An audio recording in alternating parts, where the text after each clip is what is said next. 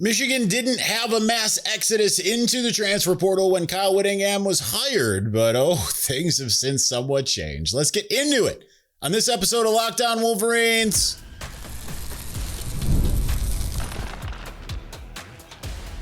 You are Locked On Wolverines, your daily podcast on the Michigan Wolverines, part of the Locked On Podcast Network, your team every day. Happy Monday. We are back in doing it. Locked On Wolverines podcast, part of the Locked On Podcast Network, now the #1 sports podcast network. I'm your man on the ground, Isaiah Hole, publisher of Wolverines Wire through USA Today Sports Media Group. Thank you to all of our everydayers out there who listen to or watch the show every single day. And also a big thank you for making us your first listen. This is the second episode of the day. If you want the coaching staff one, you can check that out wherever, it's there. This whole episode, we're going to discuss each and every transfer portal entry, rate the loss out of a metric of technically 0 to 10. We'll start with segment 1 of the guys who entered the portal before January 2nd, but then the next 2 segments will be those who entered since the portal opened, since we have been away. We've been traveling, so we're back and we're just going to hit it all up at once. So let's get to it. Let's start with the guys who entered beforehand. Let's start with running back CJ Hester. Now, some of you might be asking yourself, who the heck is CJ Hester? Well, CJ Hester entered the transfer portal back in before fall camp. He came after spring ball and he entered before fall camp.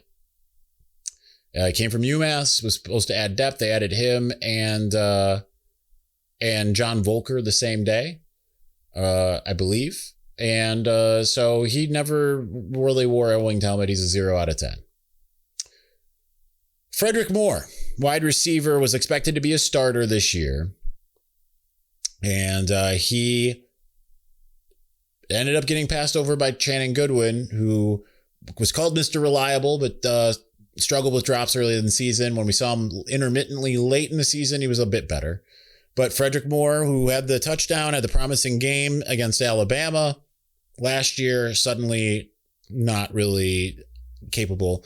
Entered, we broke that on Wolverines Wire that he was no longer with the program mid-season, and it's disappointing that he just didn't work out. And I'd heard some kind of different things, like he wasn't really, like last year wasn't really the caliber of type of receiver that would play at Michigan, but then this year all I'd heard was like, he's picked it up. He's figured some things out. He's physically there. He's mentally there. And yet it still didn't work out. So he unfortunately gets a 2 out of 10 here. Connor Jones, offensive tackle out of Colorado. I by the way, I feel bad giving guys low grades, but we have to be honest about things here. Offensive tackle out of Colorado. I think entering his senior year now. I think it's his senior year. Pretty sure I have that right. Never saw the field outside of, I think, a little bit of garbage time. Just never really seemed like he figured things out. Was a 3-star guy. Never quite became like some of those other 3-star guys. Unfortunately, I have to give him a 1 out of 10 just because he just never really seemed like he was going to see the field. Was barely a depth piece at that point. So there you go. We're really racing through these ones because we'll talk more about, I think, the middle section and the third segment a lot because there's a lot more there. Evan Buderwick, he was a long snapper. He was rated a pretty high long snapper. Greg Tarr, I think this is his last year because he's been on campus since forever. Evan Buderwick certainly had the ability to be that next long snapper, but they brought in Trent Middleton via the transfer portal, and James Kavuklis is also, he's a senior, but I think he's got another year. We'll see if he comes back. Not really sure who's behind Greg Tarr, who's been on the depth chart, but Evan Buderwick entered before the Citrus Bowl. So that kind of told you that they were in at least an okay spot there. So I give him a 3 out of 10 just because, you need a long snapper. When things don't go right with long snapping. Otherwise, and every now and again, you get a guy drafted. Cam Cheeseman got drafted as a long snapper, right? And also, we're going to show some love to Andrew Robinson, who paid me to give him the shout out. That's an inside joke. So, yeah. Jaden Davis, former 4-star, was a 5-star at the time of his commitment to Michigan, ends up being the backup to Bryce Underwood. due to Mikey Keene being injured, but they brought in Jake Garcia to compete with him as well. Kind of tells you a lot of not that he beat them out, but like a little bit of what you need to know. He attempted 2 passes in his Michigan career through 2 years. He had zero completions to a Michigan player and 1 to a USC player. So he's got a negative 100 quarterback rating. Obviously, he's got a lot of mechanical issues that need to be worked out. He was really good at Charlotte Providence Day. Really, really good. But it just didn't work out in Ann Arbor. Obviously, once Bryce came, the writing was on the wall. People were concerned at that time, like, oh man, I'm going to lose Jaden Davis. Well, eventually, but he decided to stick it out another year. That's really admirable, actually, that he did that. But nonetheless, I still give this a 3 out of 10. It probably could be higher in terms of the thought of what the potential was. But when it comes to what the potential actually was at this stage, I don't know. Like, I hope he goes and kills it somewhere and gets on track, gets some really good coaching, fixes some of those mechanical issues, things of that nature. But he just did not really look like he was suitable or viable for Michigan. It's not like when, Jack Tuttle came in, or like Alan Bowman, even, who Michigan hadn't thrown a pick those first 4 games of 2021, and then Alan Bowman comes in and throws a pick, but then he goes to Texas Tech, was it? Or was it Oklahoma State? It's Oklahoma State.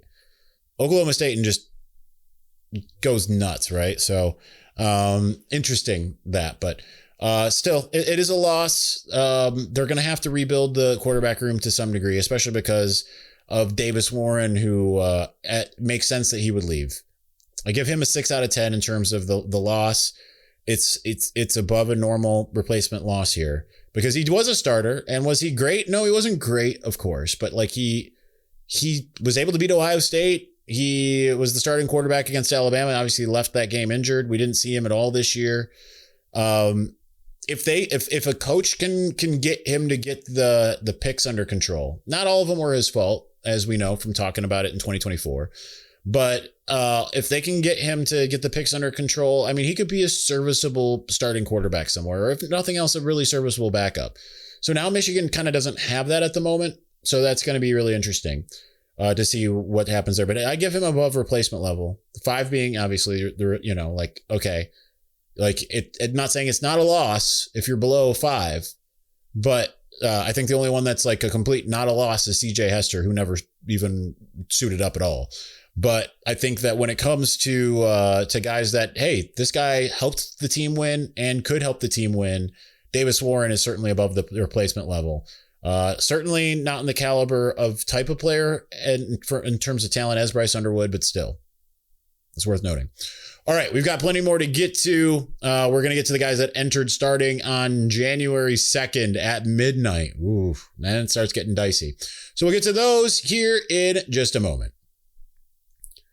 But before we do, Fridays already feel different during basketball season, and FanDuel is making them even better. Every Friday night before the games tip off, FanDuel gives fans a new way to kick off the weekend with NBA Happy Hour. NBA Happy Hour is your official pregame, a limited time window where special offers drop right inside the FanDuel app before the action starts.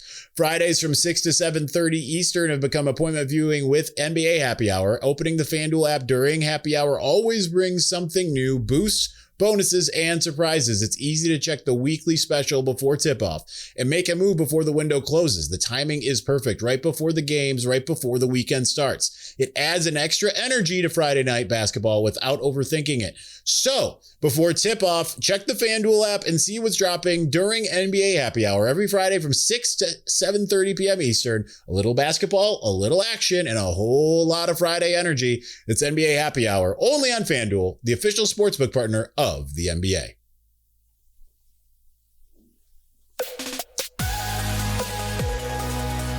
Thank you for making Locked On Wolverines your first listen of the day, and thank you for making Locked On the #1 sports podcast network. You already live your team every day. Now take it up a level and go ad-free. Join the Everydayer Club today and get Locked On Wolverines with no interruptions, members-only Discord access. That's where you want to be, by the way, folks.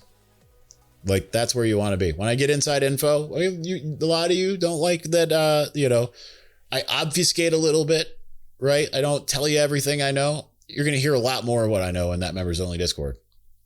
And more. And it's all for just $5 a month or $50 a year. Go to LockedOnWolverines.supercast.com or check the show notes for more. All right. So let's get back to our transfer portal. Oh boy, here's where this is where it starts to hurt a little bit. This segment right here, we got 7 guys to talk about. Elijah Dotson, technically current and also former teammate of Bryce Underwood. His flipping from Pitt to Michigan was kind of the bat signal that Bryce was coming to those who were initiated, maybe not on the LSU boards, but we knew that if that happened, that was the first domino that had to fall. And he saw a lot of playing time. That's where it's kind of like you wonder what tampering was maybe happening here. I know he's visiting Mizzou, but he got a lot of playing time for a true freshman. Now, was it like, oh man, this guy's like the best? No, not like, but like you could see the potential. You could absolutely see the potential. I'm just trying to see here. Tackles. He was 23rd on the team in tackles. Appeared in 9 games, had 11 tackles, with 2 only assisted. He had an interception. You can see the talent there. And it felt like, man, this is a guy that's really going to come on at some point and, preparing for the future. But burned his red shirt. I give him a 7 out of 10. I think not because that's more on potential. I think that like the potential of Elijah Dotson, I just feel like that was going to be, I just felt like he had a lot of it. He just had that feeling like he came in as a safety, played great at corner. I mean, we saw him out there early during the Texas game, and he was the first one to enter once the portal was opened. And to me, that's very disappointing. This next one's the one to me is the potential biggest one. And that's Cole Sullivan, linebacker. I'll start off by giving you a number, 9 out of 10.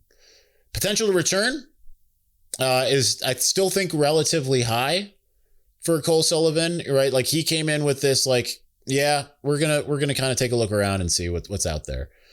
Believe he visited Oklahoma. That's, he's more than just potential. He's actual production. Led Michigan at the linebacker position in interceptions.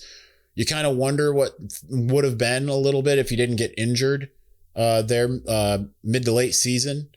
Obviously came back there at the end, but just wasn't quite as disruptive. Really, to me, like the most consistent linebacker they had. Like they had obviously a lot of guys out there. Jimmy Rolder came on later, but Cole Sullivan, like right out the gates, was kind of like, yes, this guy, you need him out there. He's a playmaker. And he was the hype beast of fall camp this year. Everyone was talking about just how good he was. He was probably primed for a starting role, obviously, this year. I mean, you had a couple guys, right? It was going to be like, okay, is Jimmy Roller coming back? If he does, it's going to be him and Cole Sullivan. And then probably we'll see about Troy Bowles. Jaden Hood very well could come back, right? Like he was still with the team. He hasn't entered the portal yet. If he is going to, he was injured all year. And obviously we saw a lot of Nathaniel Wusu Boateng and Chase Taylor as well. But Cole Sullivan to me felt like that guy that you were looking at and saying like, that's the dude. That's the one that you want to keep. Now, talking to Steve Dace about it, he said he was like, listen, statistically, like the linebacker is the least important position. That jives against, I should say, that goes against, well, the way that I look at it. And I remember, this isn't even my observation. I remember Steve Lorenz telling me, and I understand if statistics don't bear out this, but I remember Steve Lorenz telling me back in like 2016, like you can't win a championship without without 2 elite linebackers. And I kind of hold to that, regardless of what the analytics might say. But that's a 9 out of 10 for me. Zeke Berry, kind of surprised, not surprised, really. Didn't have as good of a year this year as he finished off last year. He started off last year good until the USC game, and he finished off last year good when he moved from nickel to boundary. But he got beat a lot this year, so it's really kind of a disappointing year for him. Sometimes he was in the right position, A couple times against Texas in particular, it's like perfectly thrown ball by Arch, perfectly played ball by Zeke. And there was nothing that he was going to be able to do. But that's a 7 out of 10. I think you've got some younger talent and you got some guys you can go get in the transfer portal that unfortunately for him is an upgrade. So there's that. Now here comes the name that everyone, I don't want to say parades were probably thrown down State Street, but probably, but I'm going to preface this by saying 6 out of 10. And that's Semaj Morgan, because I think Semaj Morgan had a lot more potential than what he showed. Like he showed a penchant of getting open, but he couldn't catch the ball. And clearly the coaching wasn't taking. And I just kind of wonder, like, if you're Semaj and you have better coaching, does it look better? But I understand a change of scenery probably will do him really good. But that marks essentially, right? Like, I think that marks the end of the West Bloomfield in Ann Arbor, because Bellamy's gone. Obviously Donovan Edwards, Amir Herring. I think they're all gone now, but disappointed. Still had one of the best moments of 2023, his post-game interview in the Big Ten championship game. It's an all-timer. I'll watch it anytime someone posts it. It's absolutely fantastic. He's a 6 out of 10 in terms of loss. I know probably people want to say more, lower. I'm going off of like, I'm choosing to look at the good. As I know some people don't like when I hearken to Steve, but again, he's a good friend of mine. I don't care what you say.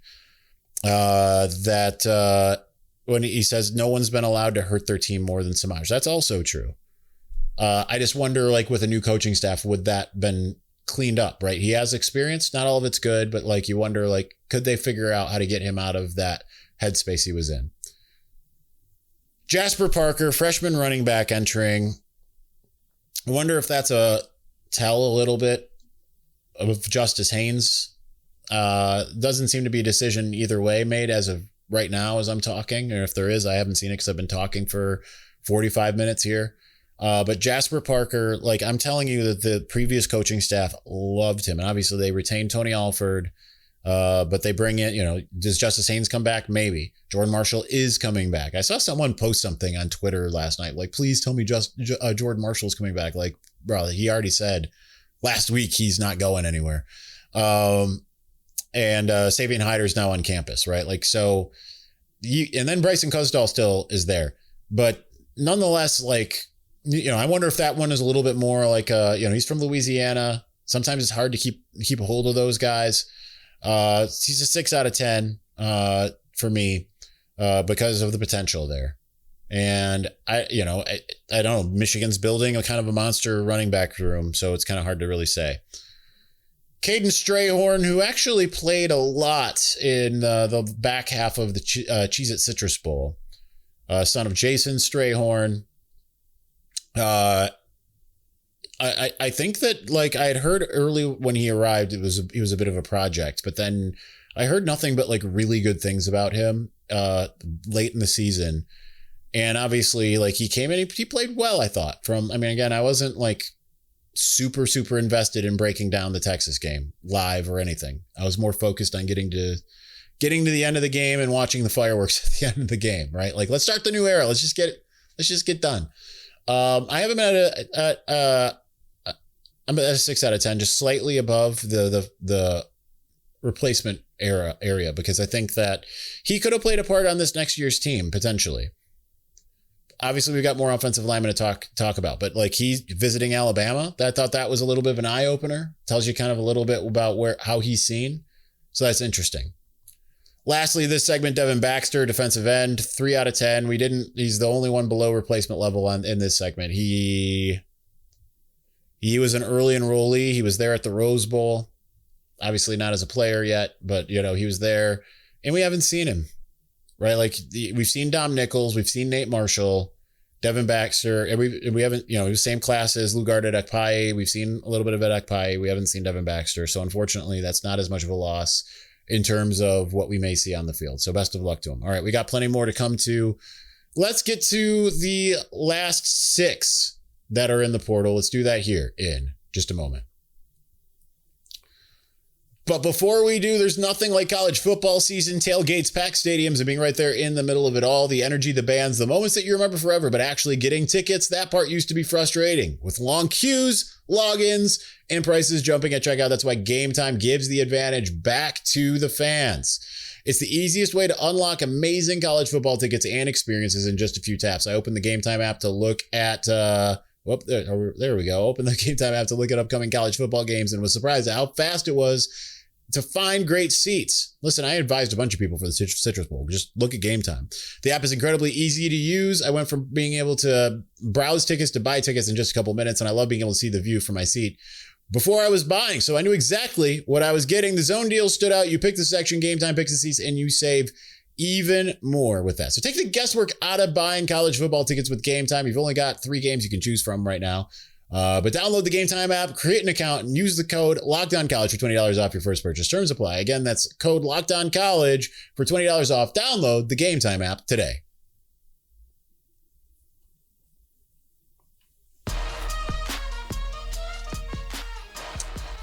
All right, let's finish out here. Before we do, I just want to quick... I did my segment on Ward Manuel on the talking about some of the reactions to the Whittingham press conference. I did it on the Fort the day after. I talked about it at the Fort on 3. Listen, I think a lot of you are really mischaracterizing what I said, and I just want to clear that up briefly because I'm still getting tagged in things, and you're completely misunderstanding my point. My point there is, does Ward deserve to be fired? Maybe. I'm not going to say one way or the other. Do a lot of you have valid concerns? Absolutely. I'm not glossing those over. But number one, the well had been poisoned. There's a lot of things that a lot of you believe that just aren't true. There's a lot of things that you believe that are true. That was part of the point. But my biggest point was you don't have to make things up in order to railroad the guy. That's my point. Essentially, it undermines everything when you do that. And a lot of people say oh, you're just you're appealing to the lowest common denominator. Yes, I am. But that Sunday night when I got back from from whatever we were doing all day and went on that board, there were just so many things that were just so prevalently false.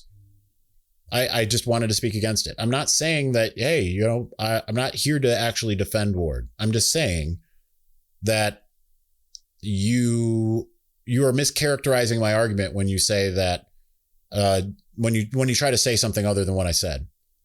And it's stupid. I mean, honestly, I'm not calling you stupid. I'm saying that it is stupid when it's you have to try to make it into, oh, he's just, someone said Ward and his buddies, Isaiah Hole and Jim Stapleton, that's absurd. Number one, the Jim Stapleton stuff has gotten out of hand too.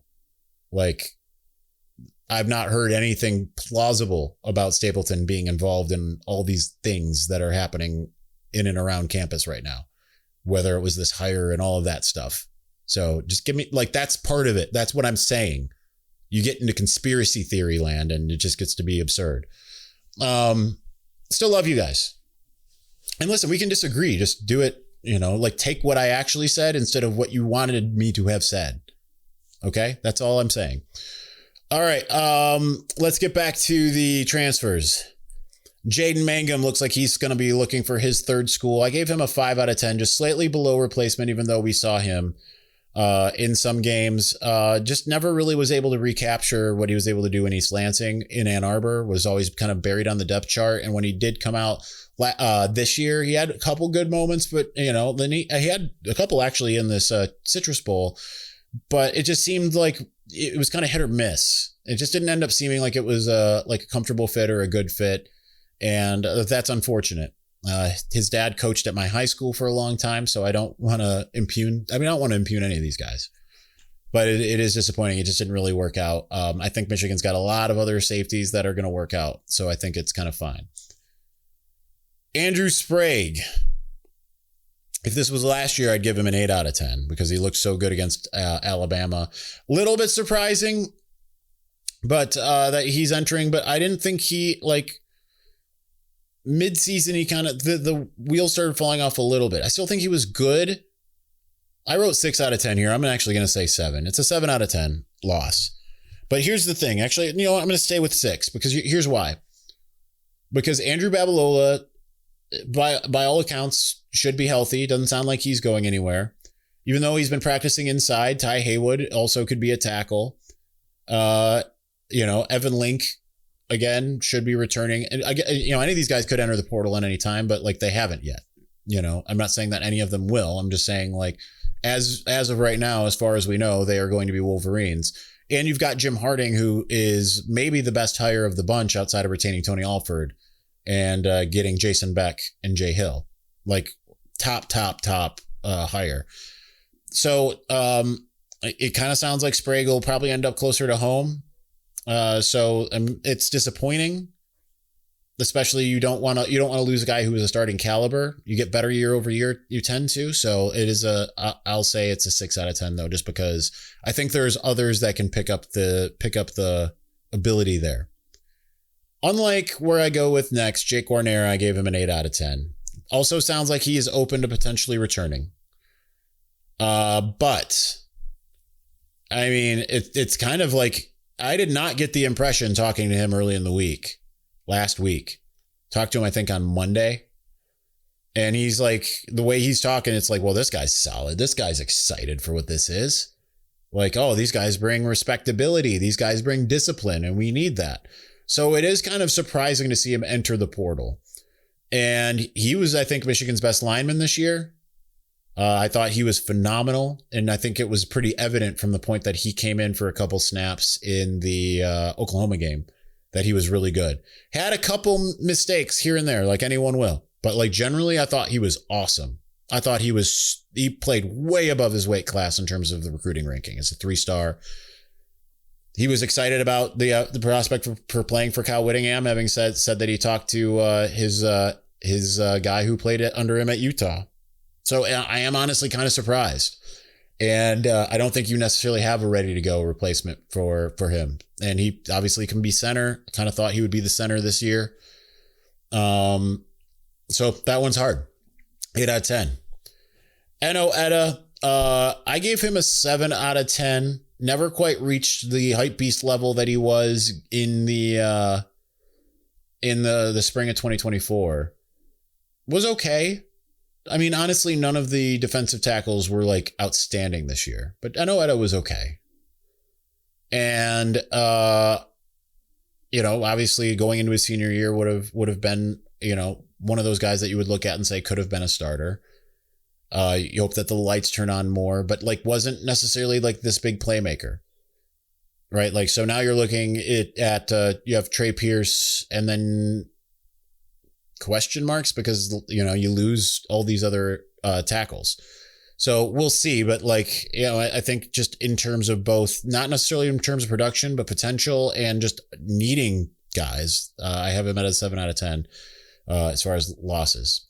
Ben Roebuck, an offensive tackle from Ohio, never really got to be seen. We saw him in a spring game last year, or in 2025. Was not great in the spring game. He was like the one that I looked at and said, really struggling out there. I gave him out a 2 out of 10. And then finally, Brady Prieskorn, tight end, was a 4-star, was at one point, I think the highest rated tight end, and then kind of fell down just to being a top 10 guy. Struggled with injuries, passed up by Hogan Hansen. Never really just seemed to figure it out. He's a 3 out of 10. I think they've got other guys that can be real big playmakers there. So, but he obviously has a lot of potential, but we didn't really see it in Ann Arbor. All right. So on that terrible disappointment, it's time to end. Thank you so much for watching. Thank you for listening. We'll be back tomorrow. If you haven't checked out the other show, if this is the first one you've seen, we do have a second one here for Monday. So check out the other one on the coaching staff. We'll talk to you again soon. Peace.